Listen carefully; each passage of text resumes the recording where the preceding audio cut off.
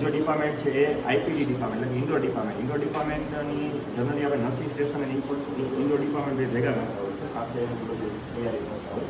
એટલે જે આપણે ઇન્ડોર ડિપાર્ટમેન્ટ જે છે એના અમુક તૈયારી આપણે લેવલ રૂમમાં પણ કોમન આવશે, આઈપીડીમાં પણ કોમન આવશે, ઓપીડીમાં પણ કોમન આવશે.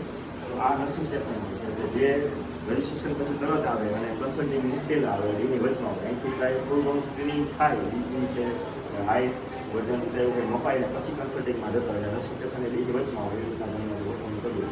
નર્સિંગ સ્ટેશન હોય, નર્સિંગ સ્ટેશન આગળ તેના જે પણ રેકોર્ડ રજિસ્ટર હોય એ બધા એના ખાનામાં રાખતા હોય છે. ખાસ કરીને એના જે પ્રોટોકોલ હોય છે એને પણ બીપી માપવાના છે, શ્વાસ સ્ક્રીનિંગ કરવાનું છે, શ્વાસ સ્ક્રીનિંગના પ્રોટોકોલ છે, એ બધી વસ્તુ અહીંયા હોય છે. એ આપણે પ્રોટોકોલ ડિસ્પ્લે કરેલા હોય છે. પછી એનો ખાસ સ્ટોર એરિયા જે છે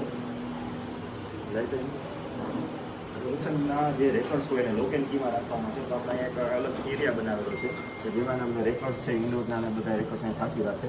અને સાઈડમાં બાજુમાં આપણે પાર્ટીશન કરી જગ્યાનો ઉપયોગ કરીને એક સ્ટાફ રેસ્ટ રૂમ બનાવેલો છે.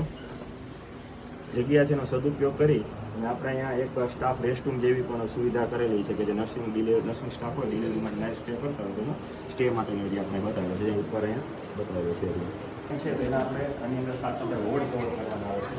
તો વોર્ડ છે વોર્ડની અંદર આવી એટલે આવી રીતના બેડ હોય. બેડની અંદરની ખાસ એરેન્જમેન્ટ એ જોવાનું છે કે જેનક્યુસના ચેકલિસ્ટમાં લખેલું છે એ પ્રમાણે બે બેડ વચ્ચેનું ડિસ્ટન્સ એ ખાસ હોવું જોઈએ. 4 ફૂટ દિવાલ તરફથી 2 ફૂટ છે, હેડ સાઈડથી 1 ફૂટ હેડ સાઈડથી પણ ડિસ્ટન્સ હોવું જોઈએ. એ રીતે ગોઠવણી કરવી જોઈએ. જે વોર્ડ છે તો વોર્ડની અંદર જો બારી હોય તો બારીમાં મોસ્કીટો નેટ લગાવેલી હોવી જોઈએ. અહીંયા પણ બાયોમેડિકલ વેસ્ટ જનરેટ થતો એના પણ પ્રોટોકોલ હોવા જોઈએ. અને જે વોર્ડ છે ફિમેલ વોર્ડ છે તો ફિમેલ વોર્ડને અનુરૂપ ફિમેલ વોર્ડની આઈસી લગાવવાની હોય, લાગુ પડતી હોય. અને એક ખાસ કરીને ચેકલિસ્ટમાં લીધેલું છે કે ભાઈ અંદર ટેલિવિઝન છે કે નહીં, ટીવી, તો એની પણ આ સુવિધા આપણે રાખેલી છે. આ રીતે આપણે ગોઠવવાનું થાય. ખાસ કરીને પ્રાઇવસી માટે કર્ટેન એ બધું હોવું જોઈએ. આઈવી સ્ટેન્ડ છે એ બધી વસ્તુ હોવી જોઈએ.